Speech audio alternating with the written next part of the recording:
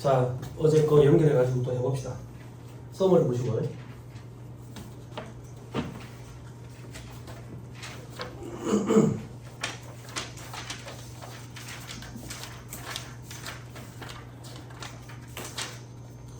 제 기억이 맞으면 썸머리 4-24페이지인 것 같아요. 맞죠? 그죠? 소득 처분이 되어 있죠? 그죠? 제가 복습을 해주는 사람 아닙니다. 복습을 해주는 사람 아니고 어제 어디 하고 있었는지 기억만 잠깐 더 넣습니다. 기억만.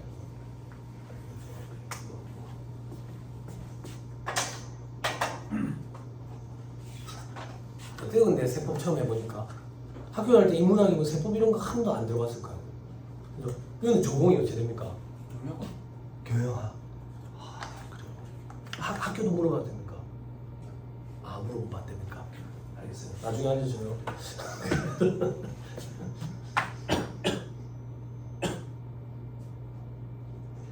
사 년 동안에 공부를 안 한 것 같아도 교양학과 4년 동안에 주어드는 게 엄청나요. 차변, 대변이라는 용어가 익숙한 것만 해도 엄청난 거예요.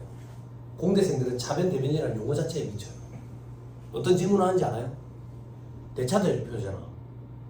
차변, 대변이면 차대 대조표 돼야 되는 거 아니냐고. 왜 대차 대조표냐고. 자, 그거에 대해서 뭐라고 답변할 것 같아, 본인은? 이 쓰레기 같은 게 진짜 저는 질문하고 하냐. 그러니까 네가 안 되는 거야! 라고 속으로 100번 외치고 할아버지가 그런 질문을 하시더라고요. 어르신이. 그래서 아, 예, 저도 배움이 짧습니다. 한 번도 그런 생각을 해본 적이 없습니다. 그러나 쉬는 시간에 저희 이제 강사 되기 싫어가지고 원장님한테 사람 쪽가리에서 받았습니다. 네, 이 타과생들은 뭐 힘들더라고. 회계학적 마인드라는데 그거 정립되는데 반년 정도 걸려요. 근데 반년 기다릴 수는 없다고. 빡세게 해야 돼. 지금 봐보세요. 우리 어제 이거 하고 있었어요. 회계. 회계는 수익과 비용으로 구성이 된다. 이제 손익계산서에 그럼 이제 회계상 소득이 나온다. 세법.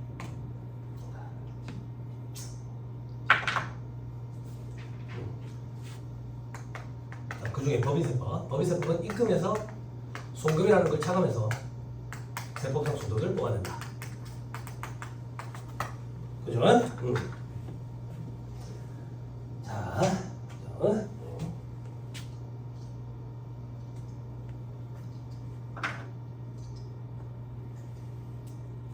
자, 우리는 회계상 소득을 100% 활용한다. 그래서 회계상 소득에서 세법상 소득으로 바꾼다더라. 그걸 우리는 세무조정이 된다. 세무조정. 그럼 회계상 소득에서 세법상 소득으로 바뀐다는 얘기는 법인세 계산 구조를 살펴보면 결산서상 당기순이익에서 시작하지. 여기에 더하는 거, 입금산입, 송금산입. 그리고 송금산입, 입금산입.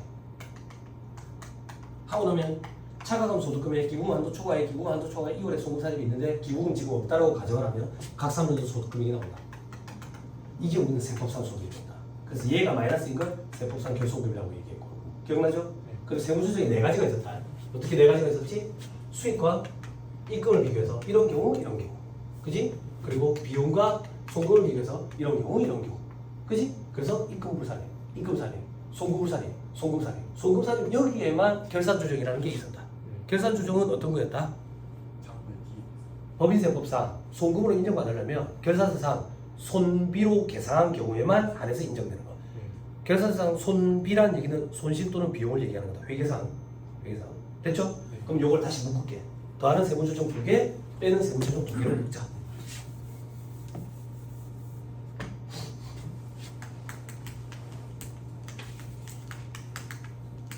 구분의 실익이 없기 때문에 붙여서 많이 써요. 어차피 더하는 건 똑같으니까. 그리고 송금산입, 입금산입.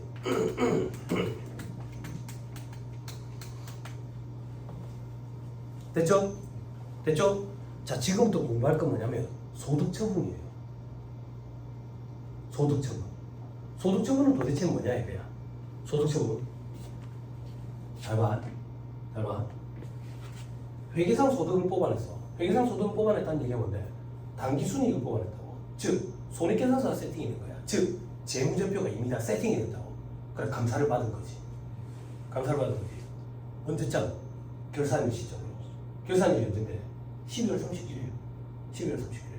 그러면 결산 작업이 끝나고 나면 우리는 이제 주총일이 다가오잖아. 그 전에 물론 재무제표 결정을 하지. 이사회 승인일. 이사회 승인일이 언젠데? 이사, 대표이사 결제해 주는 날을 얘기하는 거예요. 주총이 가기 전에 대표이사가 결제를 해줘야 될 거 아니야. 그 대표이사 승인일, 이사회 승인일이라고. 그때가 결제 받은 걸 갖고 가야 될 거 아니야. 그럼 주총을 간다고. 주총을 가면 이 소득 쌓인 거를 외부의 주주들한테 배당을 주든지 아니면 우리 회사의 중장기 사업 계획에 대비해 가지고 회사 내부에 쌓아두든지 둘 중에 하나를 결정할 거라고. 그게 무슨 말인데? 이익잉여 처분 계산서 공부했죠? 안 했죠? 했죠? 안 했죠? 정태환 회사한테 일러준다니까. 무조건 안 했다더라. 무조건 안 했다. 했어요? 안 했어요? 했어요? 동우 맞지? 그지? 많이 물어봤냐? 10번 물어봤냐? 앞으로 10번 정도 더 물어볼까?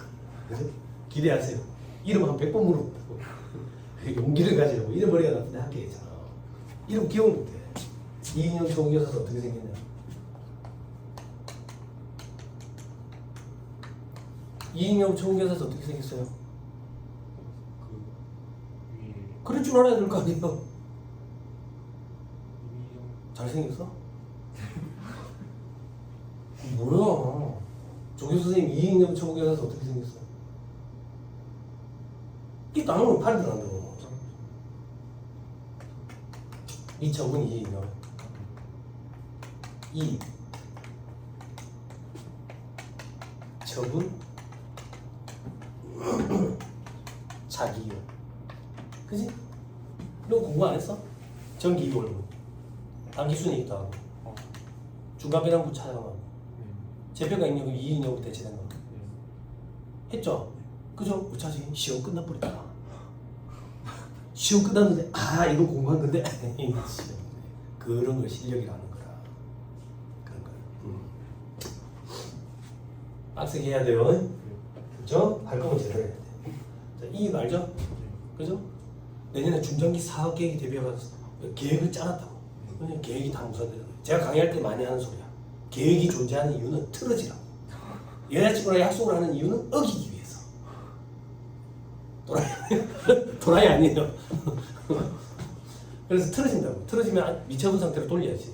그래서 미처에다가 이입 더한 걸 가지고 처분을 하지. 그지? 근데 현업에 나와보면 회계사무실 직원들이 이익잉여 처분 계산서를 많이 읽고 해석하는 능력이 많이 떨어져. 왜 많이 떨어지냐면 이익잉여 처분 계산서 시점이 다르다는 걸 모르거든. 이익잉여 처분 계산서를 언제 작성하는데?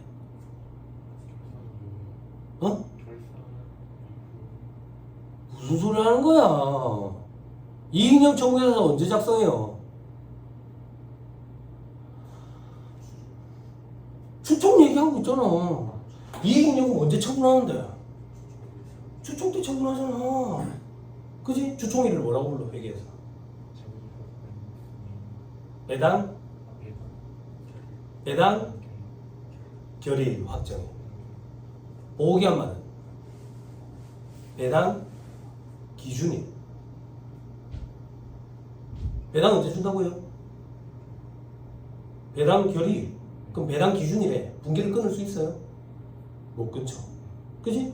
분기를 유식한 말로 바꾸면 뭐예요? 인식과 측정 과정이죠. 그죠? 그래서 배당 기준일에 배당과 관련된 인식과 측정을 한다. 이거는 오답비라고. 그렇게 등장하지. 그지? 배당 기준이 뭔데? 여러분들 주식하는, 주식 거래 정지기간 있잖아. 너 주식 해본 적 있냐? 너 때문에 얘기한다. 자, 여러분들이 우리 회사 주주들이야. 다 10주씩 갖고 있어. 내가 이번에 배당을 할 거야. 한 주당 100원씩. 그러면 10주씩 갖고 있으니까 1000원씩 배당하면 되겠지. 그래서 너 이름 뭐였지? 동우 1000원 이러고 있는데 네가 이 사람한테 세주 팔아버린 거야. 참 피곤하게 하네 진짜. 그럼 니는 7주니까 70원 이러는데 이 사람이 저 뒤에 또 팔아버린 거야. 장난하나 이 사람들이 진짜. 계산이 안 된다고. 그래서 배당 기준이라는 날짜를 딱 정해서 그 날짜에 갖고 있는 사람들한테 배당을 주는 거지. 그게 배당 기준일이야. 그럼 얼마를 줄 건데? 그건 결정이 안 났어. 그냥 분기를 못 끊는 거야. 그거는 배당 확정일, 배당 결의일에 결정이 난다고. 주촉돼. 땅땅 두드리면서. 그래서 그날 분기를 끊는 거야. 인식과 측정을 하는 거라고. 응? 인식과 측정이 무슨 말인지 알죠? 회계상의 거래와 일반적인 거래의 차이점도 알죠?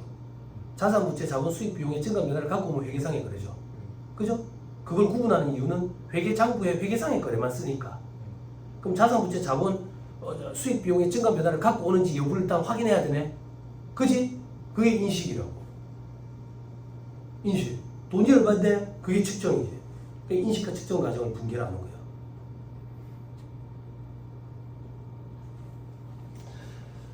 나는 누구 여기 어디 막 이런 표정이다. 저기는 뭐 시험에 나와라. 시험에 나와라. 아 올해 시험장에 안 갈 건데요. 언제 들어가든 그때 나와라. 기본기가 중요해요. 특히 2차 시험에서는. 이때 처분할 때 뭐예요? 배당 주죠. 또 뭐예요? 적립하죠. 왜 이래 자꾸 소리 안 할까? 어? 또 목이 아픈데. 적립하고 또 삼각하잖아. 삼각이 뭔지 알죠? 감가상각 얘기하는 거 아니다. 지금 정신 똑바로 차리세요. 자본의 방이 몇 개가 있냐?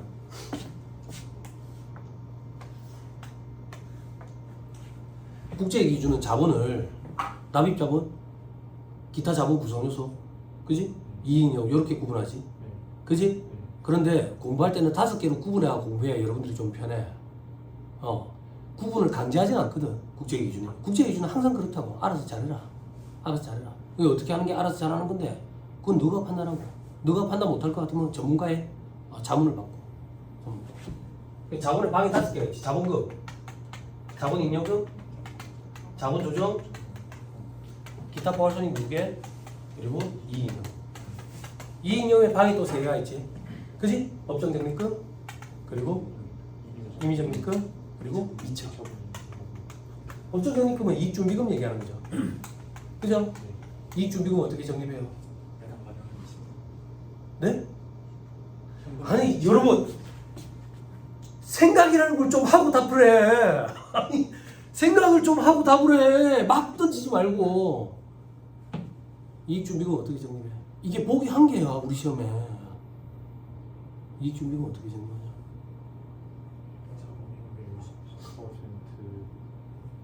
응? 뭐라고? 현금 배당의 10% 이상을. 이상과 자본금이 50% 미만 될 때까지. 자본금의 반에 달할 때까지. 그죠? 나이가 몇 살이라 그랬죠? 33살. 33살. 요거는 2012년까지. 2012년까지. 내가 학교 가던 그때 상법. 이익 배당액의 10% 이상의 금액을 자본금의 반에 달할 때까지 적립하죠. 그럼 개정이 뭐가 됐는데? 현금 배당이 아니라 이익 배당으로 개정이 됐죠. 상법이. 그럼 뭐가 달라진 건데? 현물 배당도 포함되는 거예요. 주식 배당은 안 되죠. 그죠? 배웠지? 정태학 회사가 그걸 강의 안 했을 리가 없다고. 시험에 나오는 보기 한 개인데. 그지? 그지? 그럼 앞으로 답을 이렇게 해야지. 정태학 회사님이 강의는 하셨는데 내가 공부를 안 했습니다. 이렇게. 시험에 나와라. 자, 자본 조정은 마이너스죠. 자본에. 사장 입장에서는 이거 보기 싫은 거예요. 이걸 없애버리고 싶은 거예요. 그래서 여기서 돈을 빼다가 여기다 갖다 박는 거죠. 요걸 상각이라고 해요. 주식 할인 발행 차금, 그리고 감자차손 이런 거 상각하는 거 얘기하는 거죠. 그죠? 이런 걸 우리는 이익잉여금의 처분이라고 해요. 됐죠? 이제 다시 돌아가도 될까요? 우리 공부하는 영역으로? 응? 자, 그래서 회계상 소득이 수년간 누적된 걸 처분을 해요. 배당을 줬다더라. 세법에서는 이렇게 구분해요. 돈이 밖으로 나갔네. 배당 줬어. 사회 유출.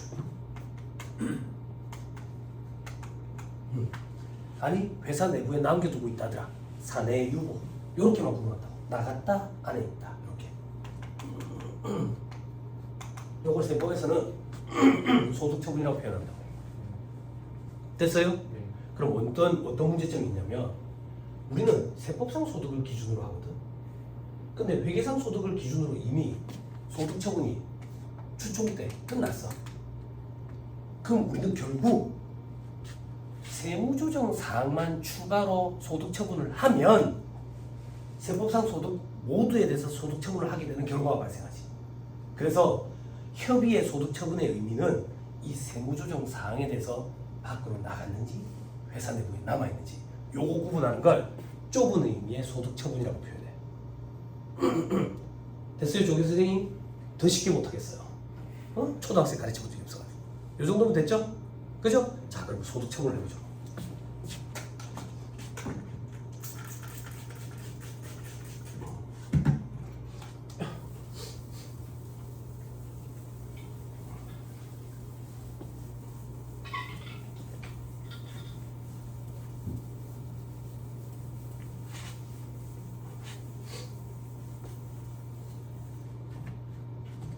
자, 소득처분은 이렇게 된다. 입금사례, 소급불사례, 더하는 세무조정, 돈이 밖으로 빠져나갔느냐, 사외유출. 아니다. 회사 내부의 이 차이라는 얘기는 지금 회계와 세법의 차이, 그걸 조정한 거잖아. 이 차이가 회사 내부에 남아있더라. 그래서 회계상 자산부채, 세법상 자산부채의 차이를 일으키고 있더라. 그러면 유보 이렇게 합니다. 이것도 저것도 아니면 빈칸으로 냅두기 그러니까 기타 이렇게 한다. 기타. 자, 소금사리, 입금불사리에서 올 수 있는 소득처분은 두 가지. 회계상, 세법상 자산부채의 차이를 일으키더라. 그러면 유보 이렇게 나와. 근데 위에 유보랑 구분하기 위해서 앞에 세모를 붙여. 이걸 이 바닥에서는 마이너스 유보 이렇게 표현한다고. 마이너스 유보. 이게 아니면 빈칸으로 냅두기 그러니까 기타 이렇게 얘기한다. 사전 질문 원점 보세요. 세무사님, 네. 소금사리, 입금불사립에는 왜 사회유출이라는 소득처분이 없습니까?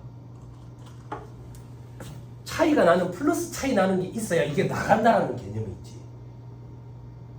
마이너스 차이가 나간다라는 개념이 생길 수는 없다고. 그래서 사회유출이라는 개념은 더하는 세무조정에만 있어. 됐죠? 됐죠? 자, 그리고 조금 더 사회유출 저 차이가 나는 돈이라고 생각하면 돼. 차이가 나는 돈이 회사 밖으로 빠져나간 거야. 회사 밖으로. 그러면 세법에서는 누구한테 그 돈이 갔는지 따진대. 왜 따지는데? 소득이 있는 곳에 세금이 있댔잖아. 그 사람한테 세금 매기고 싶은 거야. 갖고 간 사람한테. 그래서 사회유출이라는 소득처분은 세분화시켜. 귀속자가 누구인지 가려보는 거야. 됐어요? 한번 가려보자고. 책에 다 있어. 형님 책에 다 있어. 책에. 메모하는 건 좋아요. 메모하는 건 좋아. 근데 내가 왜 이런 잔소리 하냐면 처음 오신 분 3명 있어가지고 잠깐 얘기하는데 그 저기 필기하는 거 안 좋아해. 나는 판사하지만 이걸 필기를 하면 본인 스스로 공부해야 될 양을 자꾸 늘리게 돼. 이거 제목이 뭐야? 서머리. 이 책의 저자가 여러분들 대신에 판서를 다 해놨어. 근데 판서가 너무 많아. 옛날에 안 이랬어. 옛날에 처음 시작할 때 5,000원이었어 책이. 얇았다고. 근데 자꾸 두꺼워지고 있어. 그러니까 필기를 하고 노트 정리를 하면 본인 스스로 봐야 될 공부량을 자꾸 늘리는 거예요. 좋은 방법이 아니에요. 단권화시켜야 돼요. 그래서 시험치기 하루 전날 그렇게 해야 시험치기 하루 전날 전 과목을 1회도 갈 수 있어요. 시험치기 하루 전날 전 과목을 1회도 하면 무조건 합격이에요. 우리는 그 결과를 만들어낼 수 있을 때까지 지금 과정을 지금 밟아가는 거예요. 자꾸 사이클을 줄여가는 거죠. 하루 동안 1회독을 할 수 있도록. 근데 자꾸 볼 걸 늘리면 좋은 공부 방법이 아니에요. 그리고 줄 칠 때도 색깔 여러 가지 하면 참 좋죠. 저도 은색, 금색도 써봤는데 눈이 아파요. 스팀으로 된 형광펜, 액상으로 된 형광펜을 쓰면 종이가 얇아가지고 뒷면이 비쳐서 중요해서 줄을 쳤는데 눈에 잘 안 들어와요. 그리고 형광펜도 초록색, 나머지 색깔 눈 아파요. 형광도 불빛에 반사돼가지고. 그리고 포스트잇 플래그 알아요? 포스트잇 플래그를 사선으로 붙이면 안 겹치게 한 200개 정도 붙일 수 있어요. 요렇게 직장생활 할 때 서류 정리해봤죠? 서류 정리 잘하는 사람들이 일도 잘하고 공부도 잘해요. 공부 잘해요. 네, 그걸 활용해야 돼. 그리고 제가 칠판에 써줄 때 이거는 좀 쓰세요라고 얘기하는 게 있을 거야. 그런 거는 포스트잇 좀 큰 거 중에 줄 쳐져 있는 포스트잇이 있어. 거기다가 써서 여기다 붙이는 거야. 모든 필기는. 어? 그러면 내년 얼마 안 남았어 지금. 2월 되면 이 책이 새로 나오지. 필기 옮기는데 2주 걸려. 떼서 붙여야 돼. 떼서 붙여야 돼. 어떤 과목이든 그렇게 공부해야 돼. 됐죠? 됐죠? 학교 졸업한 지 오래돼가지고 공부방법도 가르쳐주고 있다 지금. 학교 졸업한 지 오래되면 어제 했잖아. A 마이너스 2분의 1 쓰면 안 된다니까.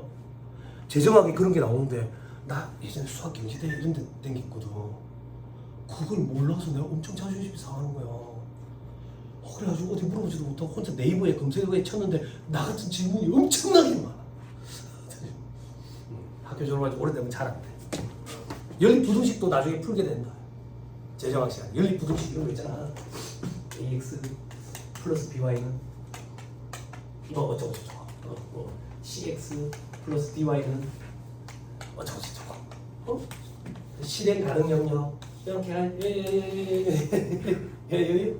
5x 플러스 2y에 이 최대값을 계산해라. k의 절대값 이런 거 있잖아.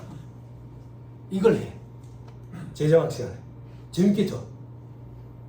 재밌다고 하세요. 나이 많으신 분들한테 내가 뭐라 얘기하냐면 보기 5개를 한 번씩 넣어보시고 그 중에 제일 큰 걸 하세요 이런다고. 어차피 객관식이니까. 근데 나중에 이런 것도 하게 돼요. 편미분도 하게 돼요. 편미분도.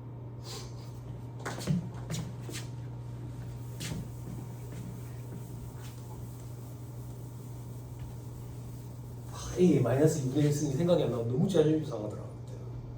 안 되더라. 졸업한 지 오래되니까. 제가 보세요. 그래서 돈이 회사 밖으로 빠져나갔다고. 누구한테 빠져나갔는지 봐가지고 그 사람한테 세금을 징수하고 싶어. 누구한테 갔는지 봤더니 주주한테 간 거야. 주주한테. 그러면 매당 이렇게 소득세를 해. 배당. 됐어요? 자, 여기서 소득세법으로 잠깐 넘어갈 거예요. 소득세법으로.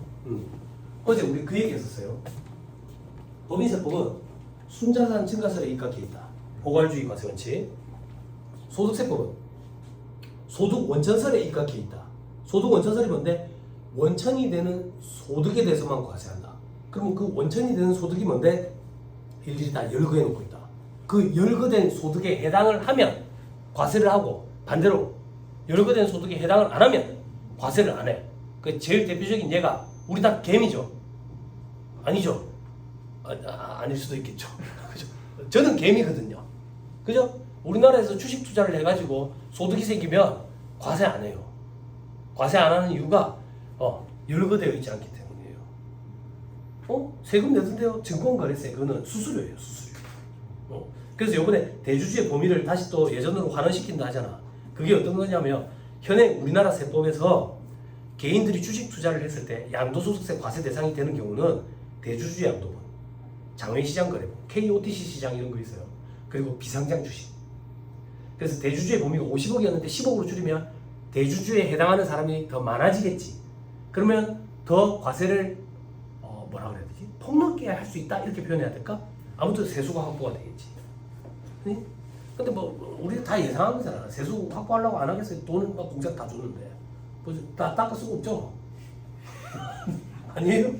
아니에요? 아니 그것도 국가에서 돈 줘가지고 어제 애들 데리고 베스킨라빈스에 갔는데 안 되더라 또 뭐가 안 되더라. 그래갖고 베스킨라빈스 뭐 잘 안 돼가 또 현금으로 주고 왔다. 현금. 아니 내 현금으로 달라고 해서 처음부터 그 해서 뭐 나 파인트 먹었을 텐데 괜히 패밀리로 해가지고. 좋아하냐? 베스킨라빈스? 가봐. 그거 과대 거의가 보거든. 내가 바빠서 고발을 못하고 있는데 31개 아니다. 31가지 아니에요. 저 교수님 한번 가보세요. 그거 과대 거의가 한 거 아니에요. 저 교수님 좀 도와주세요. 우리 같은 대학에 있잖아. 근데 출신 대학은 아니지만 그래도 그래서 소득세법상 열거된 소득이 어떤 거냐? 이자, 배당 쓰지 마세요. 나중에 할 거야. 사업, 근로, 연금, 기타, 퇴직, 양도소득이 있어. 요런 소득에 해당이 되면 과세를 하고 요런 소득에 해당이 안 되면 과세를 안 한다는 얘기야. 소득세법은. 자, 다시 돌아갈게. 우리 지금 법인세법 하고 있어요. 회사에 입금산입, 송구불산입이라는 회계와 세법의 차이 나는 돈이 회사 밖으로 빠져나갔는데 주주한테 갔더래. 그럼 소득처분을 배당으로 한다는 얘기는 주주한테 세금을 매길 때 배당소득이라는 명목으로 세금을 매기겠다는 얘기예요. 그래서 이 금액은 나중에 이 주주의 배당소득을 구성하게 돼요. 됐어요? 네. 소득세법이랑 이게 또 연결이 되죠. 그죠? 그럼 나중에 이제 수준이 높아지고 귀속 시기 차이 이런 것도 살펴보고 막 이럴 거예요. 올해 가서 할 건지 내년에 가서 할 건지 이런 거. 됐어요? 됐죠? 자, 그다음 회사 밖으로 돈이 빠져나갔어. 누구한테 갔는지 봤더니 임직원한테 갔대. 임직원한테 갔더래. 임직원. 그러면 소득처분을 상여 이렇게 해요. 상여. 그러면 임직원의 근로소득을 구성하는 걸로 봐서 근로소득세를 매기겠다는 거예요.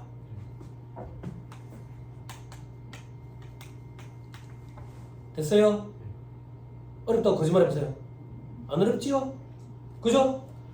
회사 밖으로 이 차이 나는 돈이 빠져나갔는데 어디 갔는지 봤더니 국가나 지자체 조합 아니면 다른 법인, 타법인 아니면 다른 개인사업자 이런 사람들한테 갔대. 그러면 소득처분을 기타 사회유출 이렇게 해요. 기타 사회유출은 뭡니까? 누구한테 소득이 갔는지, 즉 누구한테 소득이 귀속되었는지 사후에 관리하지 않겠다. 세금을 매기지 않겠다. 그럴 때 기타 사회유출 이렇게 얘기해요. 됐어요? 그럼 무슨 소득으로 과세된대? 그런 거 예지가 없죠. 됐죠? 사후 관리하지 않겠다 이렇게 표현한다고. 그럼 이거는 왜 사후 관리를 안 하는데? 어제 했지. 국가나 지자체 조합은 법인세법에서 어떻게 취급합니까? 네? 비영리? 비과세 법인이잖아. 무슨 어제 했잖아.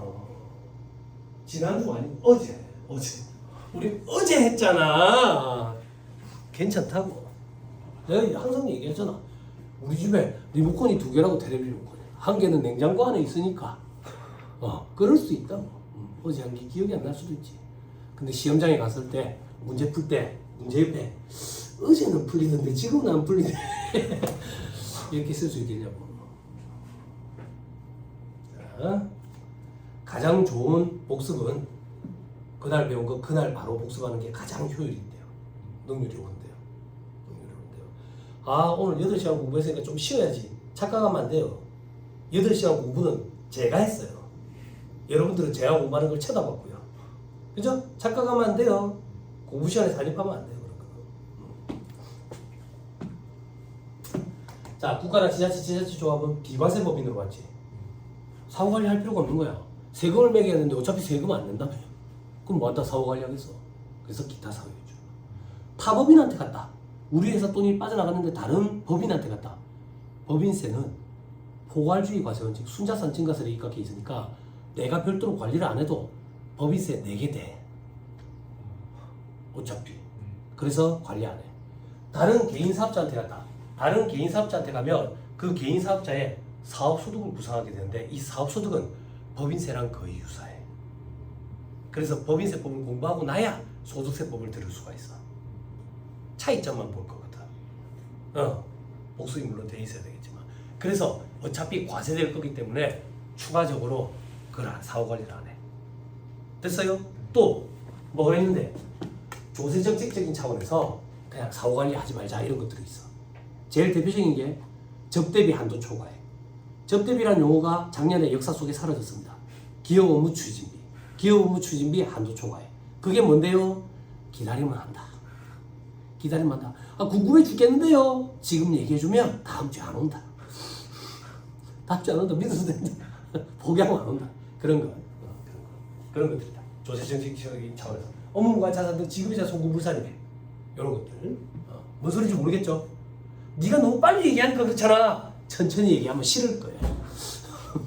업무무관 자산 등 지급이자 송금불산이래. 싫잖아. 그치? 기다리면 구절에서 할 거야. 그쵸? 기다리면 다 돼요. 그죠? 여기는 월반 이런 거 없어요. 그러니까 기다려야 돼. 천천히 해요. 순서라는 게 있지. 됐죠? 됐죠? 그 다음 우리 회사 돈이 회사 밖으로 빠져나가는데 얘한테 간 것도 아니고 얘한테 간 것도 아니고 얘한테 간 것도 아니고 거래처 사장이 형한테 갔더라. 거래처 사장이 형은 나랑 무슨 상관이 있는데 관계가 있는데 아무 관계가 없어. 모르는 제3자한테 갔더라고. 그럴 때는 기타 소득 이렇게 해요. 그래서 아까 방금 지워버렸는데 그 개인의 기타 소득으로 구성이 돼가지고 과세돼요. 기타 소득은 뭡니까? 복권 당첨됐다든지 승마투표권 이런 거, 소사후 이런 거, 환급금 그런 것들. 됐지요? 됐어요. 됐습니다. 이제 책을 보면 됩니다. 자, 4-25페이지, 4-24페이지. 중간 부분 있죠. 중간 부분이 제가 그려드린 부분이에요. 그래서 우리는 결론적으로 소득 처분에 대한 것만 사회유출인지 유보 아니 세무조정 사항에 대한 것만 사회유출인지 유보인지 소득 처분을 하면 결론적으로 세법상 소득에 대해서 전부 다 소득 처분을 하게 되는 결과가 도출이 된다. 됐죠? 다음 4-25페이지 소득 처분의 유형 제목만 일단 봅시다.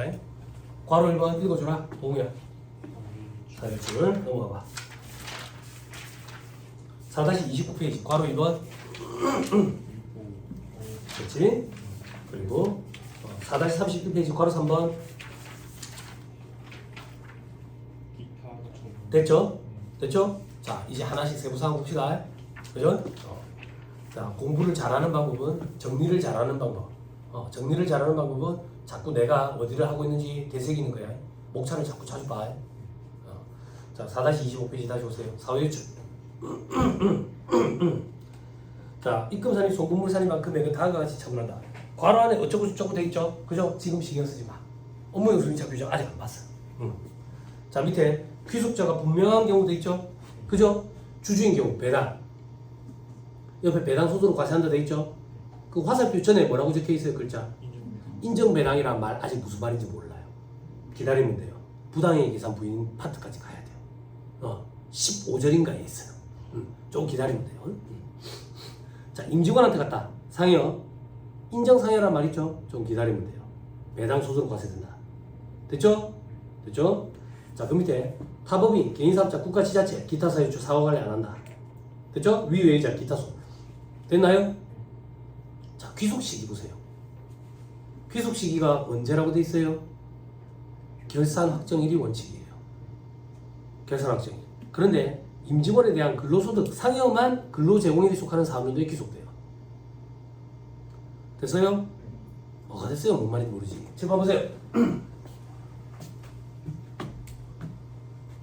자, 회계상 소득과 세법상 소득의 차이가 나가지고 세무조정 사항이 100원이 있다. 입금사례, 송금사례 100원이 있다. 누구한테 갔는지 봤더니 돈이 밖으로 빠져나갔는데 주주한테 가더래. 그럼 주주의 배당 소득을 구성하게 된다고. 그러면 올해 배당 소득이냐 내년에 배당 소득이냐에 따라 가지고 종소세 신고 시점이 달라지거든. 결산 확정일이 속하는 사업연도에 배당 소득이라고.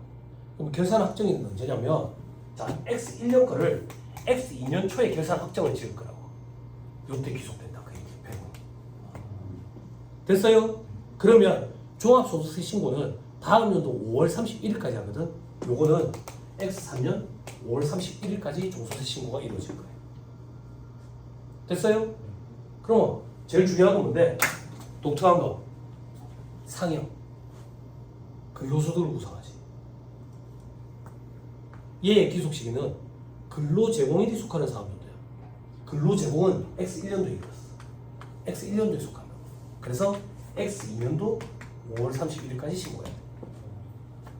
됐나요? 카드라는데 제가 듣기로는 일부러 상현은 과세 시점을 1년 정도 땡겨가지고 빨리 과세하기 위해서 이렇게 했다더라 라는 말이 있더라고. 카드라지만 됐죠? 카드라 별로 안 좋아하지. 카리나는 좋은데 그지? 카드라는 별로라고. 왜? 카리나 몰라요? 목 잡고 막 이러는 애 있잖아. 자, 그 밑에 그리고 그 표의 오른쪽에 보면 법인의 원천징수 돼 있죠. 보지 마. 우리 어제 원천징수 관련돼가 내가 얘기 안 했어. 원천세 관련돼가 어려워 이거. 보지 마. X표 치지 말고 책에 저자가 속상해한다고. 시험에 나온 적은 있어. 객관식 세법 할 때 나중에 문제풀이 할 때 이런 형태로 시험에 나온 적이 있습니다. 갖고 가실 분만 갖고 가세요. 이렇게 얘기해 줄 거야. X표 치지 말고. 자, 밑에 별표시 2번. 귀속자가 주주인 경우 소득 처분돼 있죠. 그죠? 귀속자가 두 개 이상에 해당하는 경우, 중복되는 경우를 얘기하는 거야. 자, 동그라미 출자 임원, 출자 직원이래. 출자자도 되면서 임원인 거야. 한성의 오너 일가 이렇게 생각하면 돼. 오너 일가. 그러면 주주이면서 임직원인 거지. 그럼 7번 봐봐. 주주가 앞서면 배당으로 소득 처분할 거고, 임직원이 앞서면 상여로 소득 처분하지. 그지? 상여로 소득 처분한다. 됐어요? 과세 시점을 땡기기 위해서라더라 라는 얘기가 있더라. 자, 그 밑에 주주인, 내국법인, 개인사업자의 사업소득 구성하네. 주주가 앞서면 배당, 법인이나 개인사업자가 앞서면 기타 사회유출. 뭐가 앞선다 돼 있어요?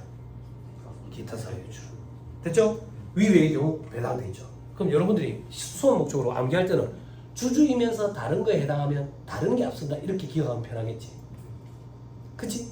그니? 그 정도도 캐치 못하면 요 바닥에 있으면 안 되지. 그냥 안 맞는 거지.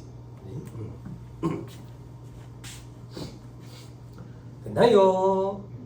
됐어요. 저 밑에 별표시 4번은 보지 마세요. 국조법이 얽히는 건데 1차 시험에 국조법이 들어가는데 국제조세 조정에 관한 법률이라는 건데 국조법은 그 학원에서 강의가 이루어지지 않고 공개 강의 이런 걸 올려요. 돈이 안 되니까 그렇겠죠. 공개 강의 이런 걸 올리는데 국조법을 한번 강의를 들으면 어떤 느낌이 드냐면 한 번 더 들어야 될 것 같은데? 이런 느낌이 들어요. 동영상에. 그럼 한 번 더 듣잖아. 그럼 어떤 느낌이 드는지 알아요? 한 번 더 들으면 될까? 많이 어려워요. 그래서 제가 알고 있기는 우리나라에 국조법 전문가 몇 명 없다고 들었어요. 그래서 국제적으로 이제 우리나라 기업체들이 이제 국제적으로 많이 성장을 해가지고 해외 수출도 많이 하잖아. 그래서 해외 수출할 때 이전 가격이라고 얘기해. 원가 시간에 공부 안 해서 트랜스퍼 프라이스라고 부르는 거 있잖아. 있어. 트랜스포머만 보지 말고 대체 가격이 아니라 있어. 나중에 나올 거야. 국제 전략적 원가 관리 뭐 이런 데 아마 나올 수도 있어. 타깃 코스트 이런 데 아마 같이 나올 수도 있어.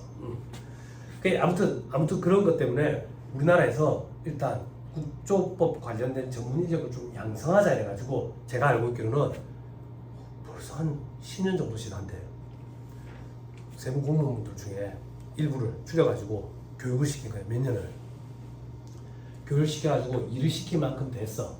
실질적으로 일을 하는 사람 몇 급인데 7급 8급이잖아. 근데 바깥에 있는 대형 로펌에서 데리고 나가버린 거야. 윤현장 이런 데잖아. 윤현장. 녹화하고 있잖아. 윤현장 이런 데잖아. 고인경보 빼갖고 그래서 계속 인력이 부족하다. 그래서 세무사들 중에서도 이걸 전문적으로 하는 사람들은 뭉칫 돈을 번다는 소리가 있더라고. 본 적은 없지. 됐죠? 보지 마세요 이거. 보지 마세요. 괜히 헷갈려요. 원칙이 훨씬 더 중요하기 때문에. 넘어가면 별표시 5번 보세요. 별표시 5번은 보면 소득세법상 수입시기라 결산확정일 그리고 근로를 제공한 날. 그래서 근로소득은 2025년인데 나머지는 한 1년 더 밀린다. 7번. 여기 2025년인데 2026년이더라. 2025년, 2026년. 왜? 됐죠? 반가로 이번에 기숙자가 불분명한 경우는 잠깐 끊었다가 얘기를 계속하죠. 잠깐 끊었답니다.